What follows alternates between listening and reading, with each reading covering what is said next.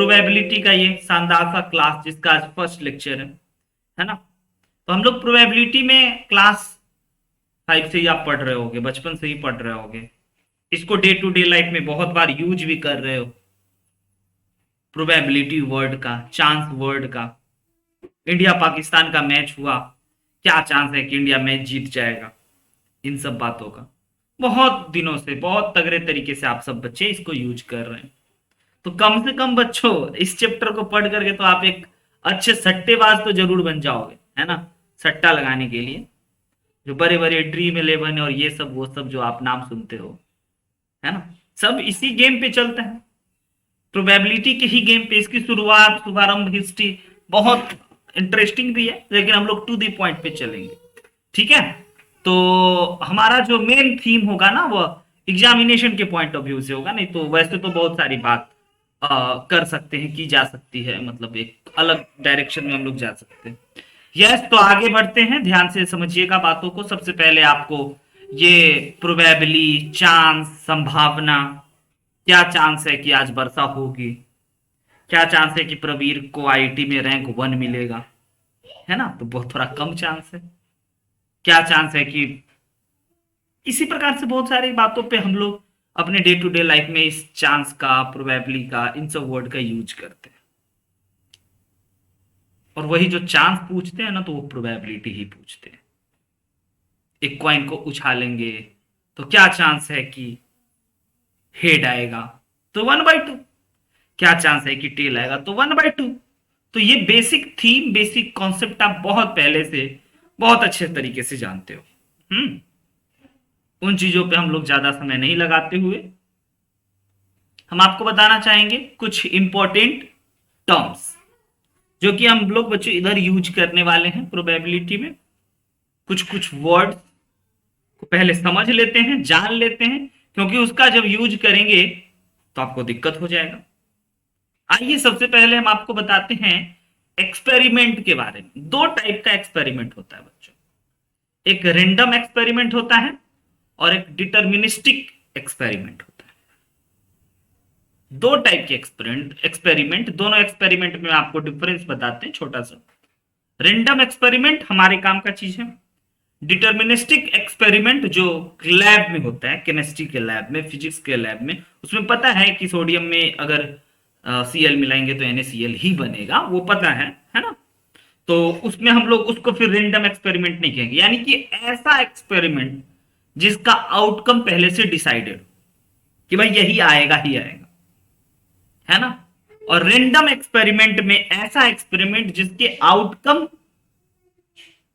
Sure नहीं पता है, लेकिन क्या क्या आ सकता है ये पता है। आ सकता है क्या क्या ये पता है। तो जैसे कि आप सभी लोग जानते हैं कि अगर आप एक प्यारे से डाइस को फेंकोगे लूडो के गेम में बच्चों, जो आप बचपन से खेलते आ रहे हो, अगर आप इस लूडो को गेम में एक डाइस को फेंकोगे तो आपको पता है ना कि या तो 1 आएगा, या तो 2 आएगा, या तो 3 आएगा, या तो 4 आएगा, या तो 5 आएगा, या तो 6 आएगा, लेकिन एग्जैक्टली क्या आएगा ये आप नहीं बता सकते, है ना। अगर कोई बताता है तो वह कैसे बताता है आप समझ सकते हो।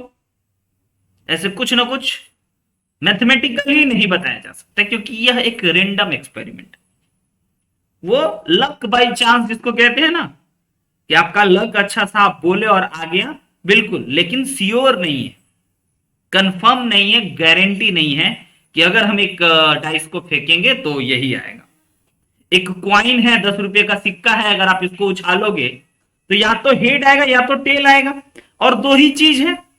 अगर कोई हम उछाले और कोई बोल दिया कि देखो देखो देखो हेड आया, तो आप बोलोगे अच्छा ये तो हेड आ गया सर, और हेड अगर आ गया तो हम तो बोले थे हेड आएगा, बोले गारंटी तो नहीं ले सकते हो ना आप। तो इसी को कहते हैं बच्चों रेंडम एक्सपेरिमेंट। क्वाइन उछालना, डाइस उछालना, है ना। ऐसे ये प्लेइंग कार्ड में से एक कार्ड निकाल करके देखना, उस कार्ड के बारे में बताना कि भाई ये कार्ड बताइए कौन सा है, ये सब एक रेंडम एक्सपेरिमेंट है। तो हमारा यहाँ प्रोबेबिलिटी में जो भी एक्सपेरिमेंट होगा ना, वो रेंडम एक्सपेरिमेंट के ही कैटेगरी में आएंगे, और उन्हीं चीजों को हम लोग समझेंगे, है ना बच्चों। आगे बढ़े, जरा ध्यान से समझिएगा। अब सैंपल स्पेस को जरा समझो। अगर आप रेंडम एक्सपेरिमेंट समझ गए, जिसके आउटकम के बारे में हमें नहीं पता है कि क्या एग्जैक्टली क्या आएगा, बट हाँ अंदाज है, लगभग लगभग पता है, एग्जैक्टली नहीं पता है, उसको अपन रैंडम एक्सपेरिमेंट कहते हैं। नेक्स्ट थिंग इज बच्चों सैंपल स्पेस।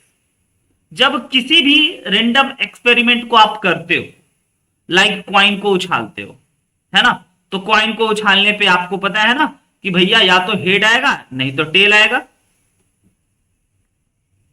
अगर आप किसी डाइस को फेंकते हो तो ये हमारा 1 आएगा, 2 आएगा, 3 आएगा, 4 आएगा, 5 आएगा या 6 आएगा।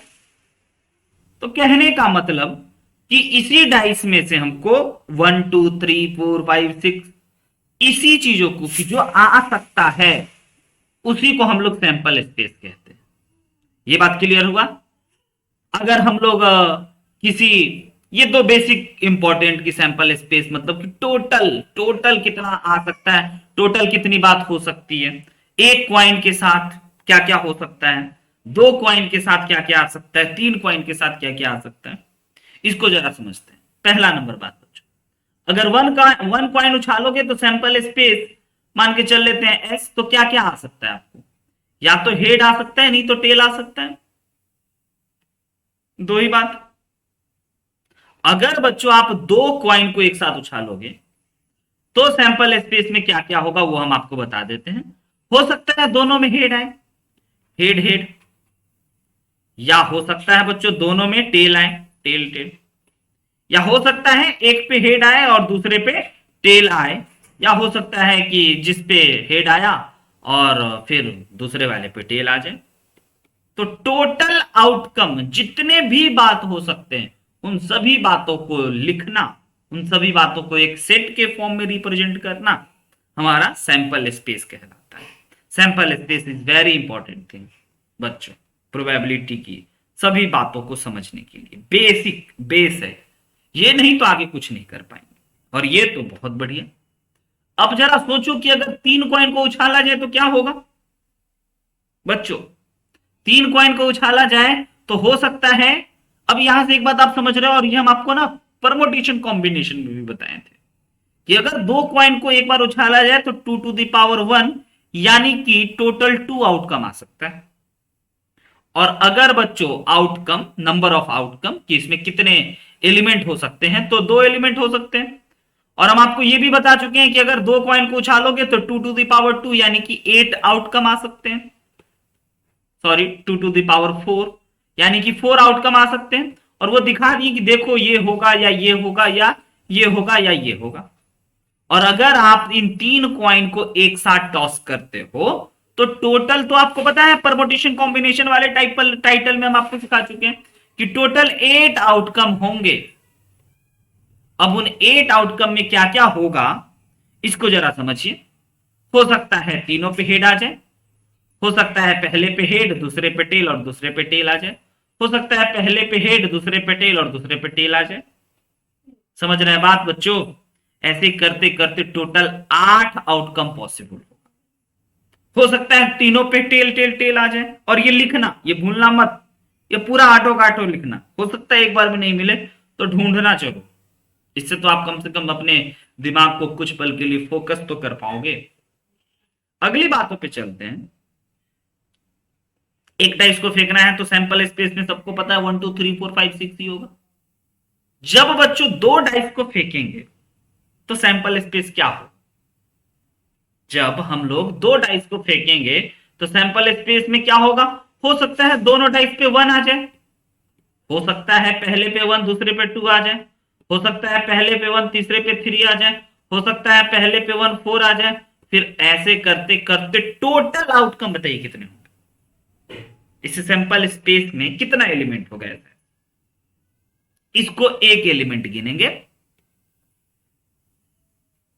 आ रही बात समझ में कि सैंपल स्पेस क्या होता है?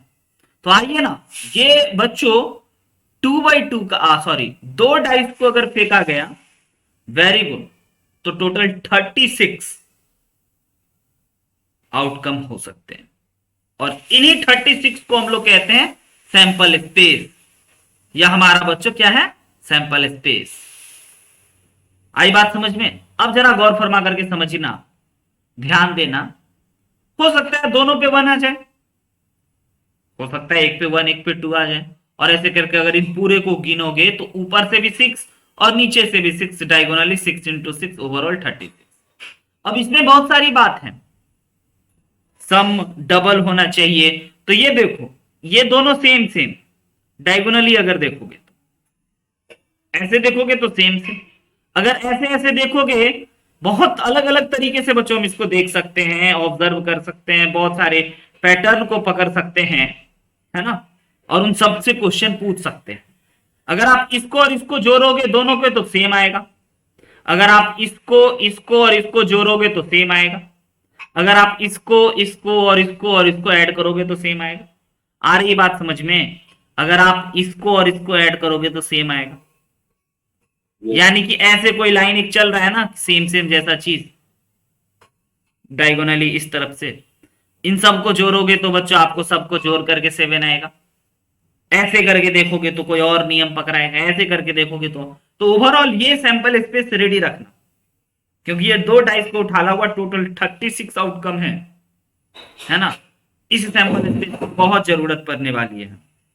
ऑलराइट, आइए चलते हैं, सैंपल स्पेस बना रहे हैं, कुछ स्टैंडर्ड सैंपल स्पेस पहले से बना के रखना है, ताकि अगर हमें क्वेश्चन करने तो डायरेक्ट हम लोग यहां से उठा लेंगे। नोट करते चलना, इसको नोट कर लेना बच्चों, ये मत सोचना हमें तो आता ही है, सबको आता है ना, लेकिन नोट कर लीजिएगा। चलिए अब सैंपल स्पेस पे ये चाहते हैं ना कि एक तो हर एक एक्सपेरिमेंट में, और वो भी रेंडम एक्सपेरिमेंट में, आपको सैंपल स्पेस पता होना चाहिए कि सैंपल स्पेस क्या होगा। ऑलराइट, अब आइए एक और हम आपको सैंपल स्पेस प्लीज लिखिएगा हमें आप प्यारे से क्वेश्चन में। क्वेश्चन है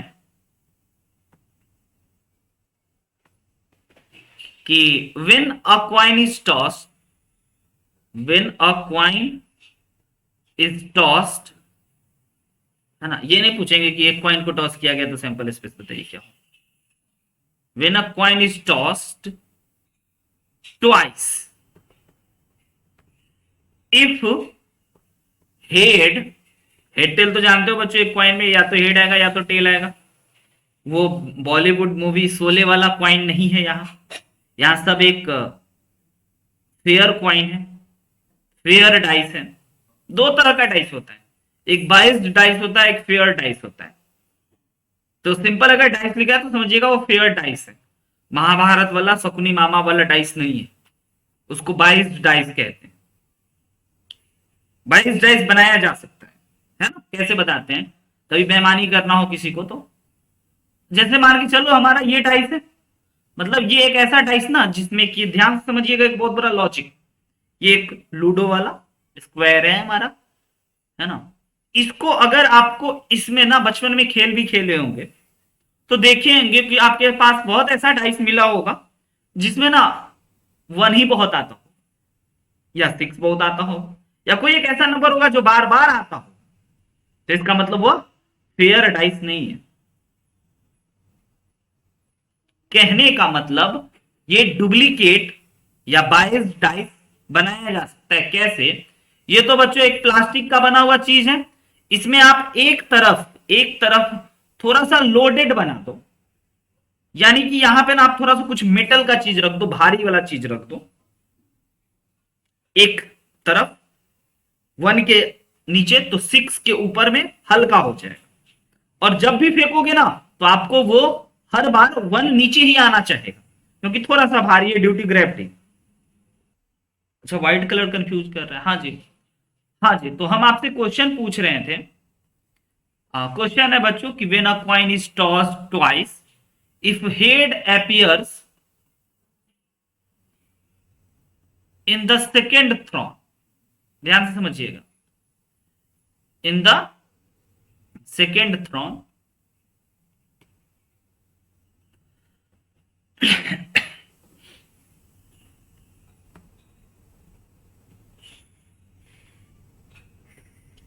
राइट द,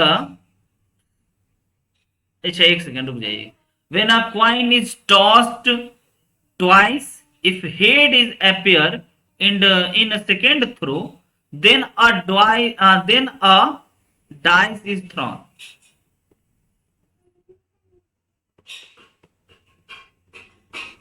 राइट डाउन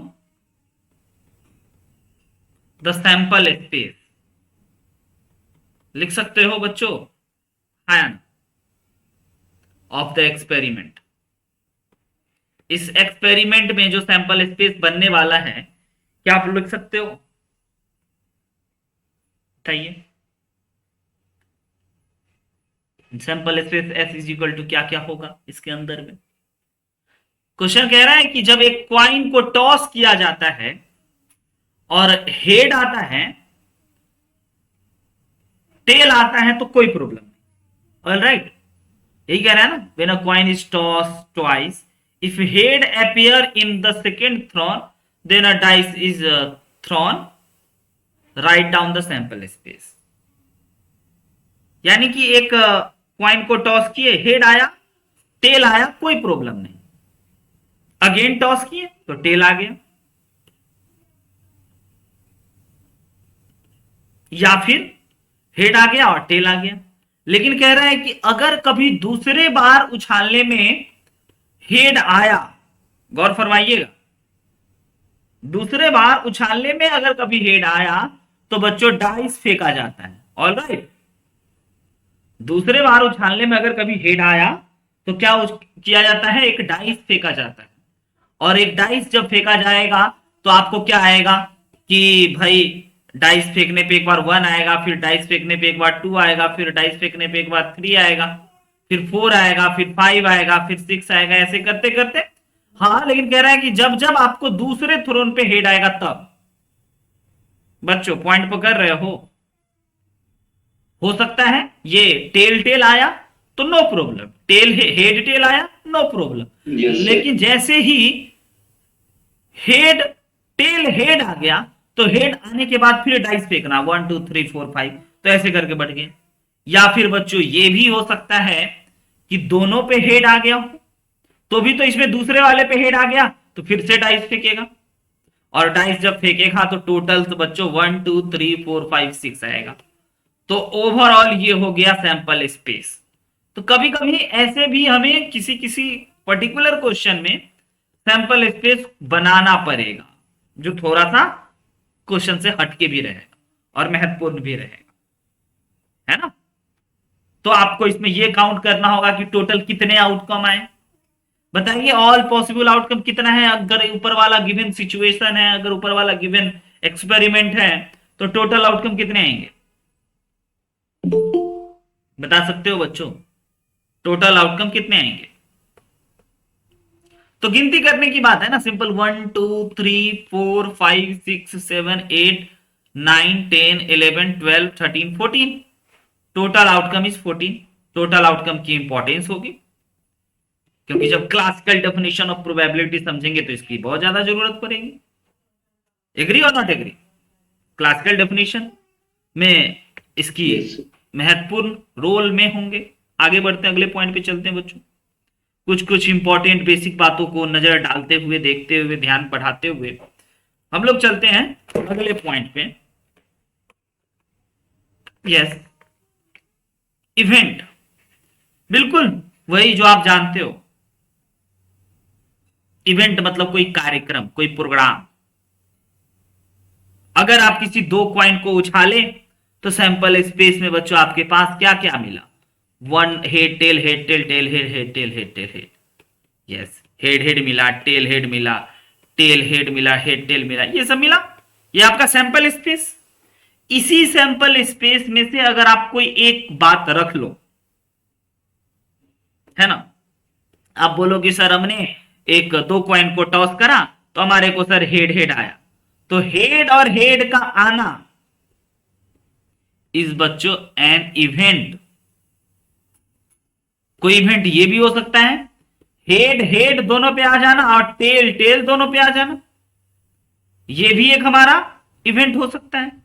तो इवेंट सैंपल स्पेस का ही कुछ एलिमेंट को लेकर के अगर एक सेट बना दिया गया, यानी कि हम लोग कह सकते हैं, है ना बच्चों, कि इवेंट इज, अगर सेट का थोड़ा सा नॉलेज है तो event is subset of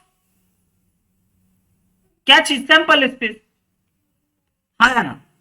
sample space में से अगर आप कुछ इवेंट को ले लिए, कुछ भी, या तो सब ले लिए या एक ले लिए या 2 4 5 ले लिए, तो वह बच्चों आपका एक पर्टिकुलर इवेंट हो गया।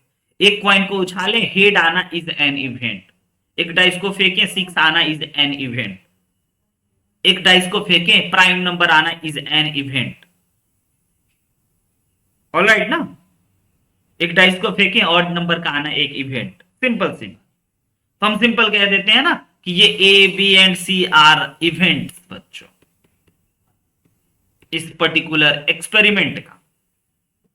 जब 2 कॉइन टॉस करा गया, एक्सपेरिमेंट बोल रहे हैं तो हमेशा रैंडम की ही बात समझिएगा। और एक इंपॉर्टेंट बात की, event is the subset of sample space. Event जो होगा वो सैंपल स्पेस का ही कुछ एलिमेंट को लेकर के बनता है, ऐसे नहीं कि बाहर से आ जाते हैं। एक कॉइन को उछाले और सर वो खड़ा हो गया, सक्षम पूछ लिया, तो यहां मैथ्स में वो बात नहीं होगी बच्चों। या तो हेड ही आएगा, नहीं तो टेल ही आएगा। ऑलराइट, तो इस प्रकार से हम लोग सिंपल सी बात कह सकते हैं। अगर डेफिनेशन वाइज चले और थोड़ा अच्छा डेफिनेशन वाइज चले तो इवेंट इज एनी सबसेट ई, को इवेंट ई को हमेशा रिप्रेजेंट करते हैं of a sample space S is called an event. Simple बात समझ गए। अब आपको कुछ क्वेश्चन नहीं देंगे, कहेंगे ये नहीं कि भाई बताओ इवेंट, ये देखिए ये सब एक इवेंट है। Number of tail exactly 2 head is an event. Number of 2 head in at least 1 is number of is event बच्चों, है ना। Second toss is not head, ये भी एक इवेंट है। ये सब एक इवेंट है। इस इवेंट को हम लोग ए एज्यूम कर सकते हैं, बी एज्यूम कर सकते हैं, सी एज्यूम कर सकते हैं, डी एज्यूम कर सकते हैं और ई एज्यूम कर सकते हैं। ऑलराइट, अब 2 इवेंट के बारे में हम आपको और बताते हैं। बहुत सारे इवेंट होंगे, जिसमें दिक्कत हो समझने में आप पूछ लेना, हम बेसिक सा प्यारा सा एग्जांपल समझा देंगे। इम्पॉसिबल इवेंट और श्योर इवेंट, है ना। एक डाइस को फेंके और सक्षम बोल दिया कि सर 7 आ गया, तो उधर से एक बच्चा बोलेगा असंभव, एक डाइस पे तो 7 होता ही नहीं है, 7 कैसे आ गया। ठीक है भाई, 7 नहीं आया, तो इसीलिए हम लोग इसको बोल रहे हैं इम्पॉसिबल इवेंट, असंभव घटना, है ना। ऐसे कह सकते हैं, ऐसा कभी हो ही नहीं सकता है। एक डाइस को फेंके और 7 आ गया। और अगर बच्चों हम बोले कि ठीक है, एक डाइस को थ्रो किए, फेंके और हमें आ गया, जितने भी नंबर है ना वो सारे के सारे नंबर ना 7 से छोटा आ गया, तो आप समझ गए अच्छा 1 आया होगा, 2 आया होगा, 3 आया होगा, 5 आया होगा और 6 आया होगा। तो ये पूरा का पूरा सैंपल स्पेस ही आ गया। तो इसीलिए इसको हम लोग कहेंगे क्या चीज बच्चों, श्योर इवेंट। तो क्या आपको ये बात समझ में आया कि इम्पॉसिबल इवेंट और श्योर इवेंट में कितने का फर्क है। पूरा का पूरा सैंपल स्पेस आ जाना इज कॉल्ड श्योर इवेंट, और ऐसा इवेंट आना जो पॉसिबल है ही नहीं इज कॉल्ड इम्पॉसिबल इवेंट। आई बात समझ में, कोई दिक्कत नहीं, छोटी छोटी मगर महत्वपूर्ण काम की बात। चलते हैं अगले बातों पे। सिंपल इवेंट क्या होता है बच्चों। सिंपल इवेंट कहने का मतलब कि अगर आप किसी 2 कॉइन को उछालें सैंपल स्पेस से, और 2 कॉइन को उछालने के बाद उसका सैंपल स्पेस लिख लिए हेड हेड, ये छोटी छोटी बातों को ना डेफिनेशन लिख करके आपका समय नहीं बर्बाद करना चाहते हैं। हम लोग चाहते हैं बच्चों कि आप खाली ना इंपॉर्टेंट बात सब जल्दी जल्दी लिख लो। तो ये हो गया हमारा पूरा सैंपल स्पेस, है ना। तो यहां पे टोटल कितना एलिमेंट है इसमें, टोटल बच्चों 4 एलिमेंट है, 4 आउटकम है। एक एक आउटकम को लेकर के एक इवेंट बनाओ, यानी कि हेड हेड। इन सब टर्म का यूज करेंगे आगे हम। हेड हेड, कोई दूसरा इवेंट बोलो सिर्फ दोनों पे टेल आ गया होगा, ये एक इवेंट है। और फिर बच्चों अगर आपको तीसरा इवेंट लो और बोलो कि सर एक पे हेड दूसरे पे टेल आया है, और फिर कोई बच्चा बोला कि सर एक पे टेल और दूसरे पे हेड आया है, तो ये चारों का चारों इवेंट इज कॉल्ड ना बच्चों सिंपल इवेंट। यानी कि एक एलिमेंट को लेकर के एक इवेंट बना ले। समझ रहे हैं? तो हम लोग इसको सिंपल इवेंट या फिर एलिमेंट्री इवेंट कहते हैं। यस सर, नाम नाम की बात है बच्चों, समझते चलना। अब आते हैं कॉम्प्लीमेंट्री इवेंट पे। ध्यान से जरा समझिएगा। कॉम्प्लीमेंट्री इवेंट बोलेंगे कि हेड, दो एक पॉइंट को उछाले, हेड आ गया बच्चों, तो हेड आना एक इवेंट है, तो हेड नहीं आना भी एक इवेंट होगा। तो अगर हेड आया है तो एक इवेंट है, और अगर कोई दूसरा बोले कि सर हेड नहीं आया है, तो टेल आना एक इवेंट है, और दोनों एक दूसरे का कॉम्प्लीमेंट्री इवेंट। आई बात समझ में कि what is event and what is complementary event. दोनों को जब मिला देंगे, दोनों इवेंट को जब मिला देंगे, तो हमारा बन जाएगा पूरा का पूरा सैंपल स्पेस। इसका डेफिनेशन लिखेंगे, थोड़ा सा काम का चीज है बच्चों। लिखिएगा फॉर एवरी इवेंट,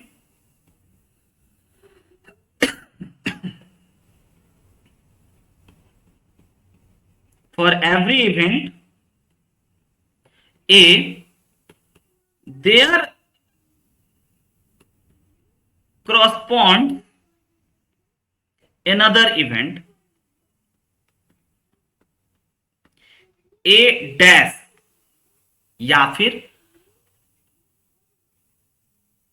A बार is called बच्चों complementary event.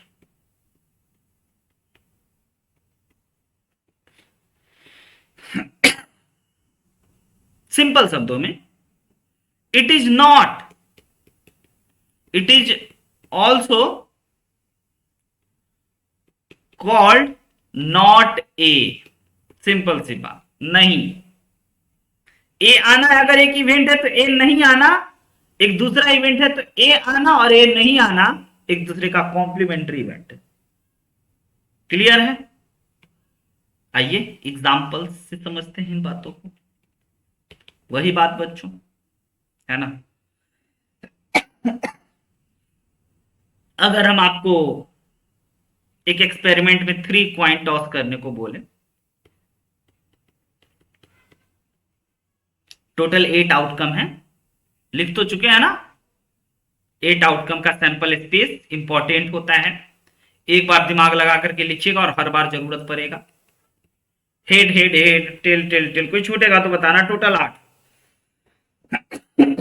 Tell tail tail, head head tail, head tail head, या फिर THH, या फिर TTH, या हेड टेल टेल। 8 हुआ क्या? 1 2 3 4 5 6 7, 7 ही हुआ। कौन छूटा बताइए, अगर आपका नजर बहुत तेज है तो। Head head head, tail tail tail, head head head, head tail head, head tail tail, tail head tail, tail head, tail head tail. Very good. Total 8 outcome हुआ। अब इसमें आपको बता दें कॉम्प्लीमेंट्री इवेंट कौन है। एक इवेंट बच्चों आपको लिखना है, इवेंट ए। इवेंट ए है ना? ओनली टेल्स अपीयर, केवल टेल्स का आना इज अ इवेंट ए। बताइए इस ए सेट में कौन कौन एलिमेंट होगा, पता चल रहा है? Yes sir. ओके, ओनली ऐसा कर देते हैं, ओनली 1 कर देते हैं, नहीं तो और एक ही रहेगा। Only 1 tail appears. तो इसमें बच्चों आपके पास आ जाएगा ये वाला हेड हेड टेल वाला, या फिर आ जाएगा हेड टेल हेड वाला, या फिर आ जाएगा बच्चों टेल हेड हेड वाला, या फिर आ जाएगा केवल एक टेल होना चाहिए और बस ओनली 1 टेल अपीयर्स, और 3 ही हुआ। इससे ज्यादा नहीं कर सकते हम लोग। तो ये एक इवेंट ए हो गया। अब हम आपको बताते हैं एक दूसरा इवेंट।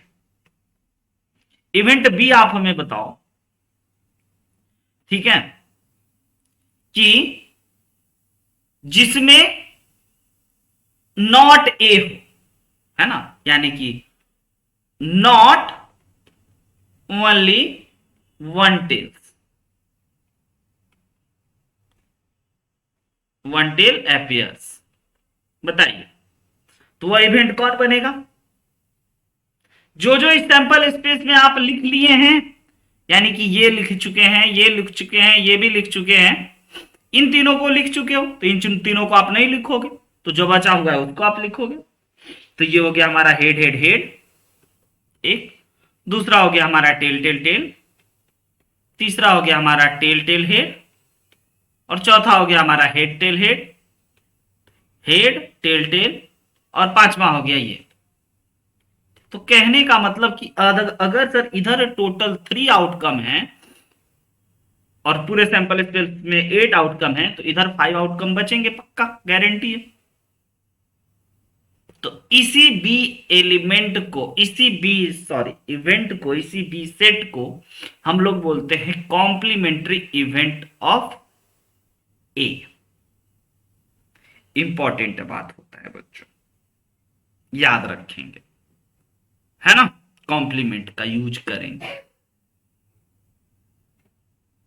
अगले पॉइंट पे 3 और मोस्ट इंपॉर्टेंट इवेंट, 3 और बहुत महत्वपूर्ण इवेंट के बारे में हम आपको बताना चाहेंगे। पहला इवेंट बच्चों equally likely event. Equally likely event पहले समझ लो क्या होता है, डेफिनेशन लिख लो फिर समझाते हैं। लिखना कि events are said to be equally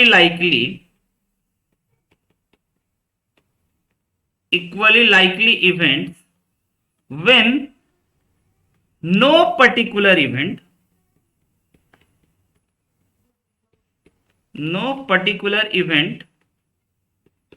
preference to occurs in relation to the other event. बोलिए, आई बात समझ में? इक्वली लाइकली इवेंट कब कहेंगे? समझ में आया? when no particular event prefers to occur in relation to other event। Example के तौर पे समझिएगा, मान के चल लेते हैं हमारे पास पूरा 52 प्लेइंग कार्ड, ठीक है। हर एक कार्ड का जैसे कि टोटल, अच्छा अभी कार्ड के बारे में नहीं बताया तो कार्ड का एग्जाम्पल नहीं समझाते हैं, तो कार्ड का एग्जाम्पल रुक जाइए। कार्ड के बारे में पता है थोड़ा मोड़ा किसी को?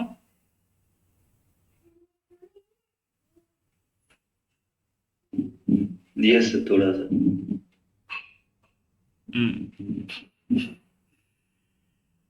देखिए, कहने का मतलब कि कार्ड छोड़िए, डाइस ही लेते हैं। जैसे कि एक डाइस को ना आप 36 बार थ्रो किए, तो 1 का आना, 1 जो है वो 6 बार आना चाहिए,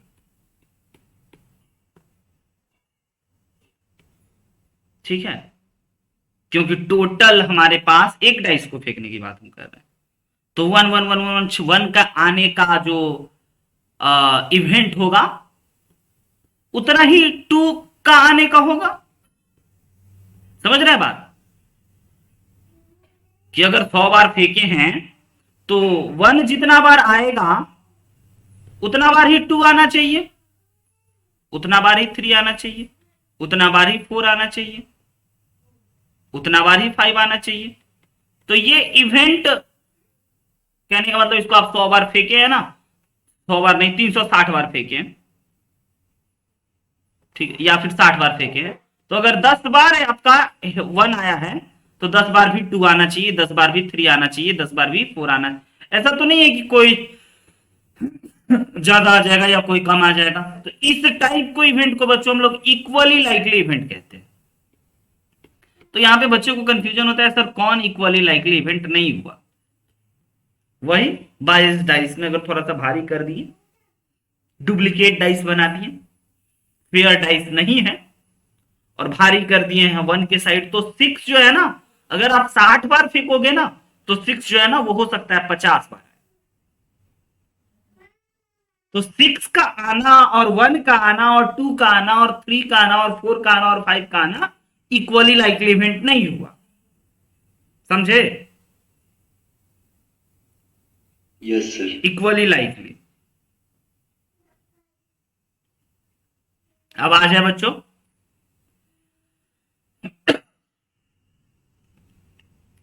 अब आ जाए।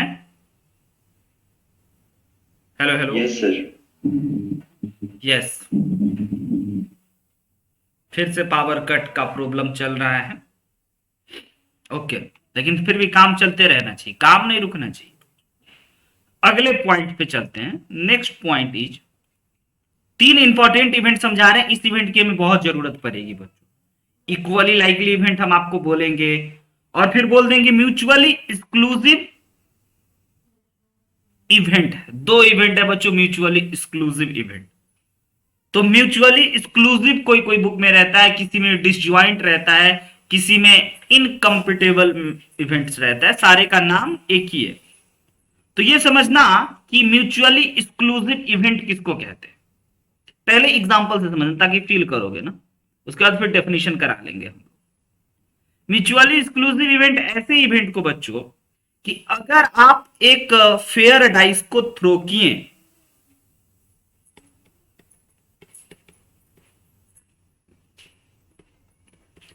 अगर आप फेयर डाइस को थ्रो किए तो ऑड नंबर आना एक इवेंट है और इवन नंबर भी आना एक इवेंट है। ये बहुत काम का इवेंट होता है बच्चों को बड़े बड़े बेस थ्योरम वगैरह समझने में। तो ऑड नंबर का आना और इवन नंबर का आना, ये दोनों बच्चों म्यूचुअली एक्सक्लूसिव इवेंट हुआ। कुछ पल्ले पर आ डेफिनेशन है ना? Yes sir. लेकिन कहोगे सर फिर इसको हम लोग इक्वली लाइकली भी कहेंगे। कहने का मतलब, अब डेफिनेशन बता देते हैं कि ये इक्वली लाइकली नहीं है, ये अलग चीज है बच्चों। ऐसा 2 इवेंट जिसका एक साथ होना असंभव हो। समझ रहे हैं? ऐसा इवेंट जिस दोनों को एक साथ होना असंभव हो, उन दोनों इवेंट को म्यूचुअली एक्सक्लूसिव इवेंट कहते हैं। ठीक है, सिंपल सी बात डेफिनेशन में, if there simultaneously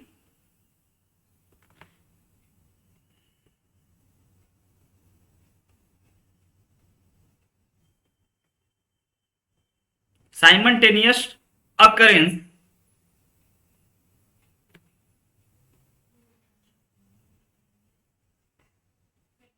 is impossible। अब ऑड नंबर आ गया तो दोबारा ऑड नंबर तो आएगा नहीं बच्चों, मतलब ऑड नंबर का आना और इवन नंबर का आना एक साथ तो नहीं हो सकता है। फिर सर कभी कभी तो एक साथ कब होगा, कब म्यूचुअली एक्सक्लूसिव इवेंट नहीं होगा, कब नहीं होगा, है ना? तो दिस इवेंट आर कॉल्ड बच्चों म्यूचुअली एक्सक्लूसिव इवेंट। अब हम जरा आपको बता देते हैं कि कौन म्यूचुअली एक्सक्लूसिव नहीं होगा। एग्जाम्पल अगला देखिए। अगर बच्चों आप कार्ड में से, पैक ऑफ कार्ड में से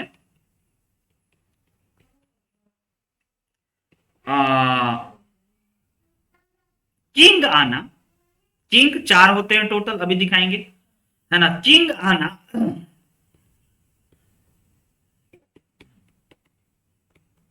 एक इवेंट है मान के चल लेते हैं, और दूसरा इवेंट है रेड कार्ड आना।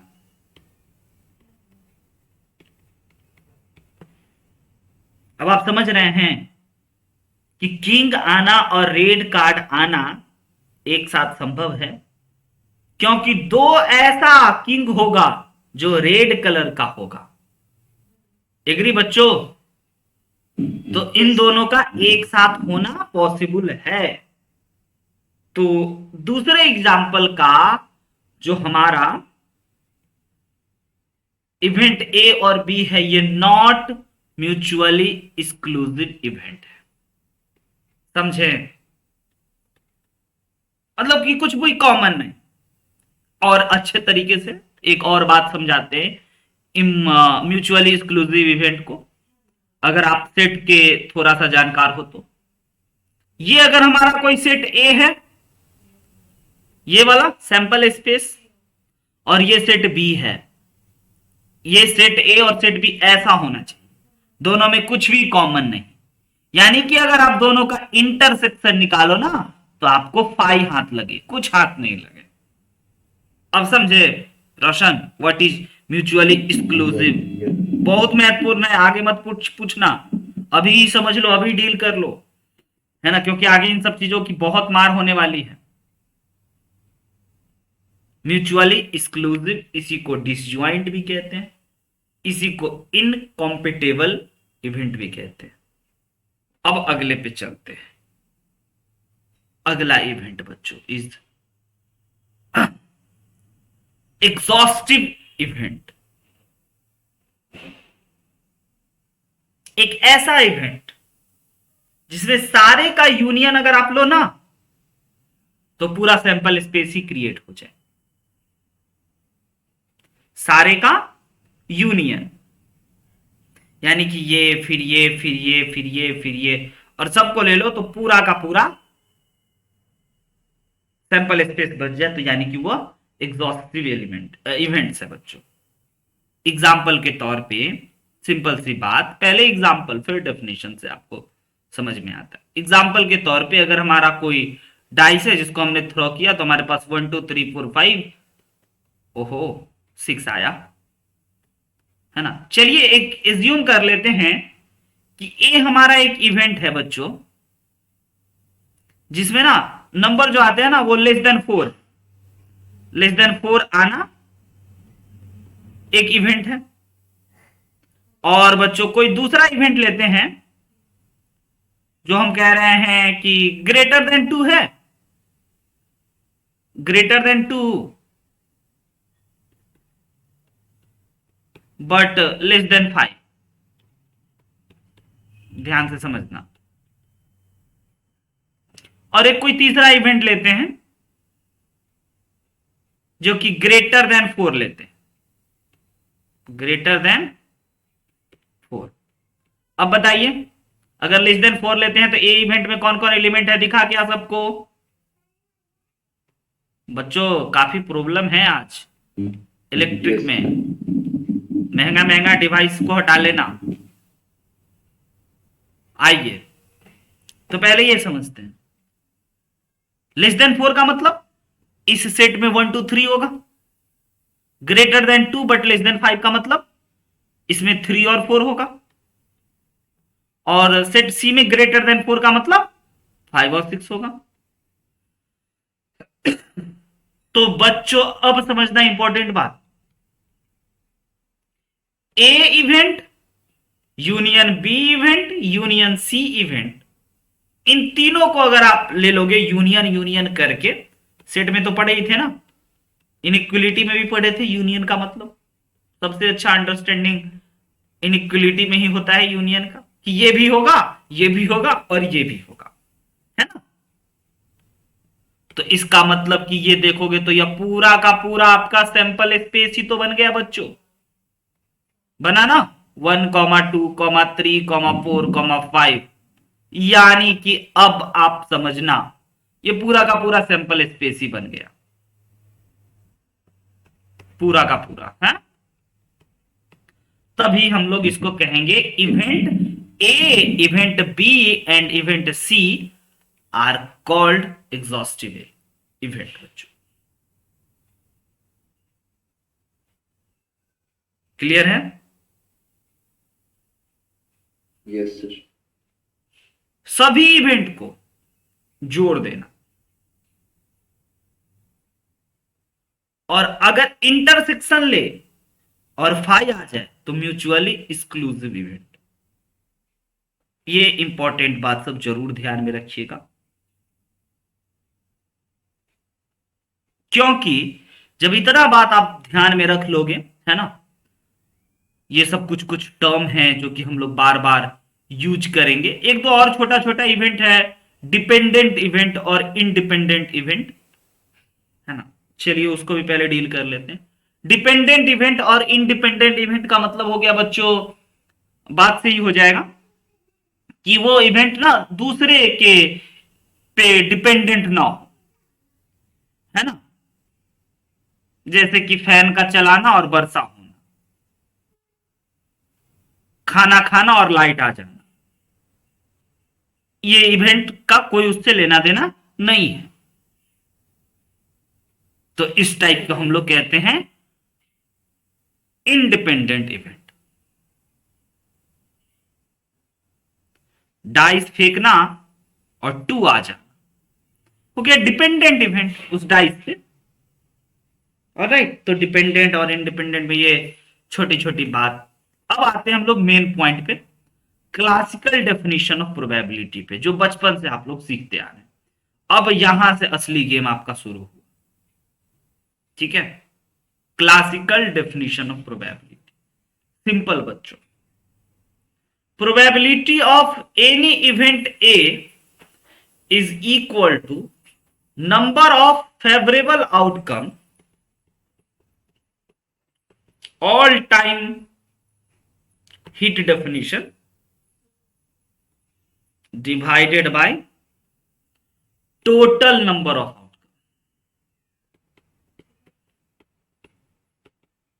आई बात समझ में?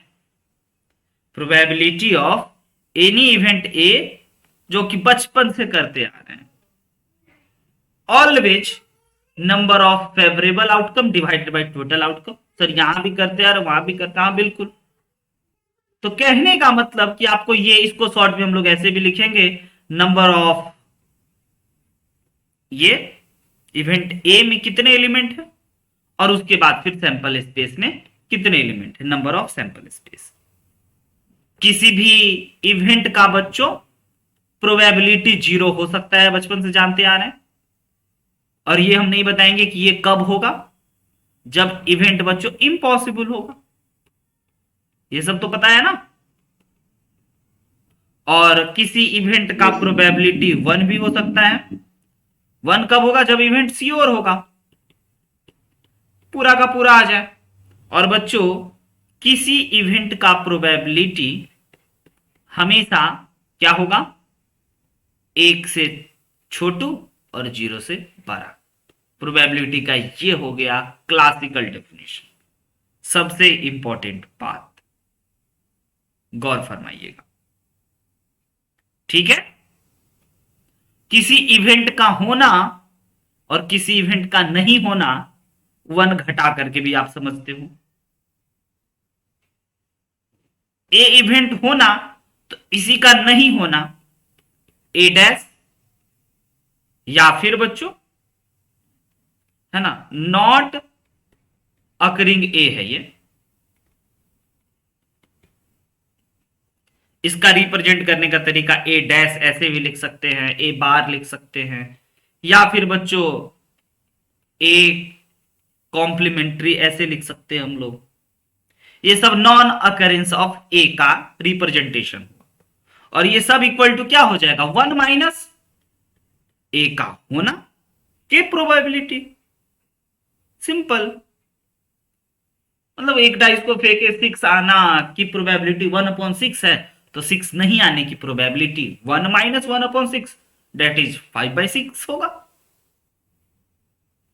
ओके, नेक्स्ट पॉइंट पे चलते हैं। चलिए थोड़ा सा कार्ड के बारे में हम आपको बता देते हैं जल्दी से, सबको पता ही होगा, बार बार नहीं बताएंगे। है ना। दो प्रकार का बच्चों कार्ड होगा, दो कलर अवेलेबल होंगे। देखिए कार्ड बहुत सारे एग्जामिनेशन में बैन है, बट इंपॉर्टेंट थिंग ये है कि कार्ड से ना बहुत बढ़िया आप कॉन्सेप्ट बिल्डअप कर सकते हो, बहुत क्वेश्चन बना सकते हो। तो इसीलिए पढ़ाना ठीक ठाक रहता है कि बच्चों को कॉन्सेप्ट बिल्डअप का कार्य ये बहुत अच्छे से करता है। वही प्लेइंग कार्ड डायरेक्ट एग्जाम में किसी किसी एग्जाम में नहीं आता है, किसी किसी एग्जाम में आता है, बट इसका यूज करके कॉन्सेप्ट को समझना, क्वेश्चंस को समझना, पढ़ना ठीक रहता है। ओके, तो दो प्रकार के कार्ड होते हैं, टोटल 52 कार्ड्स होते हैं इस डेक ऑफ, पूरे गड्डी में बच्चों 52 कार्ड होते हैं।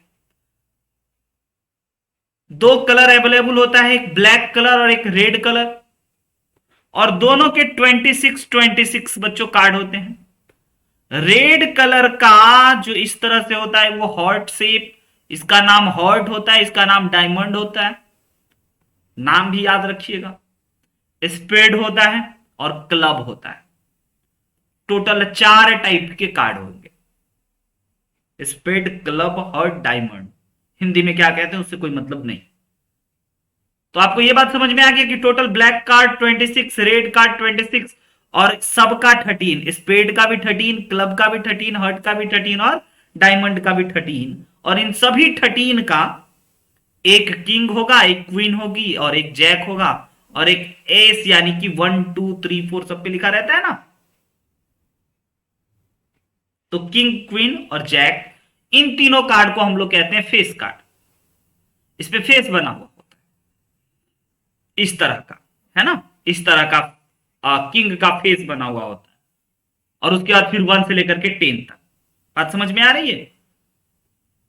फिर 1 है, फिर 2 आएगा, फिर सब पे 2 आएगा, फिर सब पे 3 आएगा, फिर सब पे 4 आएगा, ऐसे करते करते। तो एक किंग हो गया, एक क्वीन हो गई, एक जैक और एक एस। एस ये इंपॉर्टेंट है, बार बार पूछा जाता है, गेम में भी शायद इसका इंपॉर्टेंस होता है इस कार्ड का। हमें खेलने नहीं आता है तो हमें नहीं इंपॉर्टेंस पता है, लेकिन गेम में बड़ा इंपॉर्टेंस होता है। हुकुम का एक का इसी को कहते हैं, इसकी वजह से गेम पूरा बदल जाता है। तो फेस कार्ड समझ में आया? फेस कार्ड कितने होंगे टोटल? अगर आपको कार्ड थोड़ा मोड़ा समझ में आ रहा है तो अब खेलना नहीं, सबका सब 4-4, मतलब हर एक टाइप के कार्ड का 3, एक पे किंग क्वीन जैक, एक पे king queen jack, king queen jack और king queen jack, total sir 12 face card. ठीक है। और एक और क्वेश्चन में बार बार पूछा जाता है बच्चों, ऑनर्स कार्ड क्वेश्चन में यूज हो जाते हैं। ऑनर्स कार्ड का मतलब हो गया ये चारों कार्ड, किंग, क्वीन, जैक और एस। चारों कार्ड बड़ा इंपॉर्टेंट रोल में होता है। तो सबके पास एक एक है, सबके पास 4-4 है, सबका इक्का होगा, हिंदी में इक्का कहते हैं इसको। तो टोटल 16 कार्ड याद रखिएगा। इसको हम लोग बच्चों ऑनर्स कार्ड कहते हैं, यूज कभी कभी कर लेता है, ठीक है ना। तो तैयार रहना है। कार्ड से रिलेटेड सारी जानकारी, सारी कंफ्यूजन दूर है बच्चों, कोई दिक्कत तो नहीं। बढ़ते हैं आप अपने मुद्दों पे। जब क्लासिकल डेफिनेशन समझा दी है तो अब प्यारे प्यारे क्वेश्चंस करते हैं। N integer is chosen from the first 20 natural number. एक इंटीजर को चुनना है बच्चों फर्स्ट 20 नेचुरल नंबर में। सैंपल स्पेस में लिख लो क्या क्या है, 1 2 3 4 5 6 7 8 9, ऐसे करते करते करते 20 पूरा सैंपल स्पेस हो गया। और इवेंट क्या है ये सब पहचानना होगा, बच्चा की तरह नहीं बनाइएगा, है ना। सैंपल स्पेस में 1 से लेकर के 20 तक है। प्राइम नंबर आना एक इवेंट है। मान के चल लेते इवेंट ए गेटिंग, है ना, अ प्राइम नंबर। तो उस इवेंट में क्या क्या कौन कौन एलिमेंट होगा? 2 होगा बच्चों, 3 होगा, 5 भी होगा, 7 भी होगा, वेरी गुड। 11 होगा, नहीं अलग अलग आ रहा है बच्चों का रोशन। इवन नंबर काउंट करो, 2 से 20 के बीच में कितना है, 1 से 20 के बीच में, सॉरी प्राइम नंबर 13 होगा, 17 होगा और 19 होगा। टोटल कितने हैं, 1 2 3 4 5 6 7 8। तो probability of event E is equal to, very good Praveen, है ना, अपॉन, आई बात समझ में, फॉर्मूला लगा डायरेक्ट काट देंगे बच्चों 4 से, तो 4 2 जा और 4 5 जा, 2/5, सिंपल। अगले पे,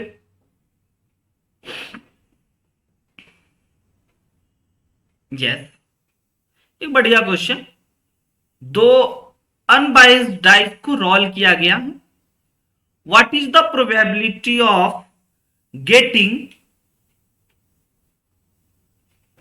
सम 2। बच्चों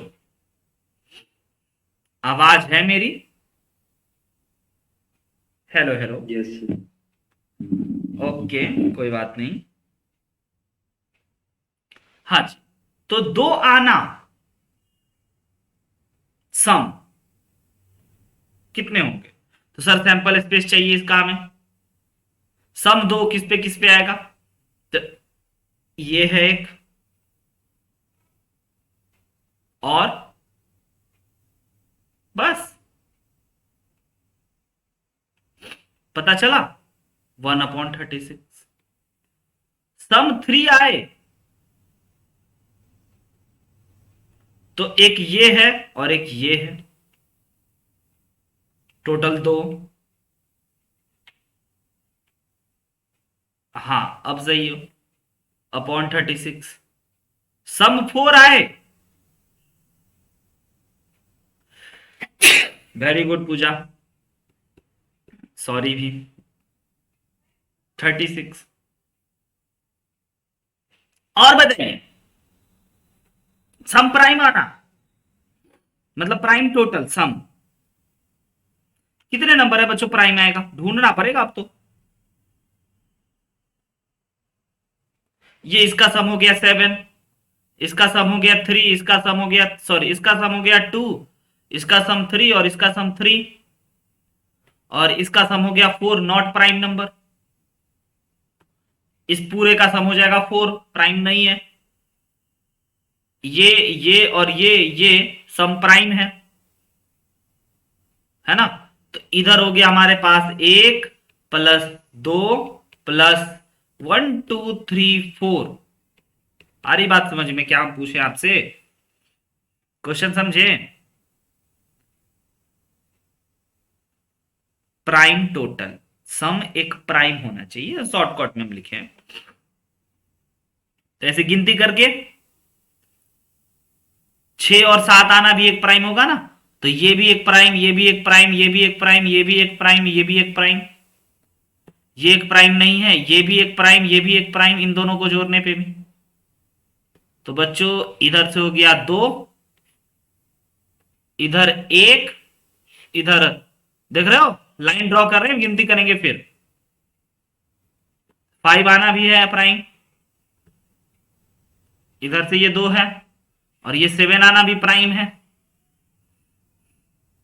बस अब गिनती कीजिए, तो 1 2 3 4 5 6 7 8 9 10 11 12 13 14 15 16 17 और 18/36 आया क्या, हाँ डबल 8 आना, डबल कितना बार आ रहा है, डबल डबल, तो डबल डबल सर ऐसे देख लो आप,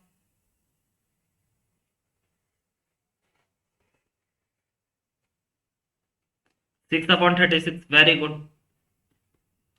सम 6 आना, सम 6 देख लो कैसे आ रहा है, इसको देख लो कितना एलिमेंट है, 1 2 3 4 5, बोले थे ना ये डाइस वाला बड़े काम का है, फेस 1 अपीयर होना, मतलब फेस पे 1 अपीयर होना, ऐसा ही होगा। तो फेस पे 1 अपीयर हो रहा है, कितना होगा ऐसा, इधर से 6, इधर से 5, 11। समझे? क्लासिकल बेसिक डेफिनेशन पे कैसे हम लोग प्रोबेबिलिटी निकालेंगे। चलिए अगले दिन और बच्चों हम लोग अब नेक्स्ट, आज तो हमारा बेसिक बेसिक बहुत सारा पॉइंट कंप्लीट हुआ। अगले क्लास में हम लोग और डिटेल में इसको बढ़ेंगे, इसको समझेंगे और बहुत सारे क्वेश्चंस को करेंगे। आज के लिए इतना ही।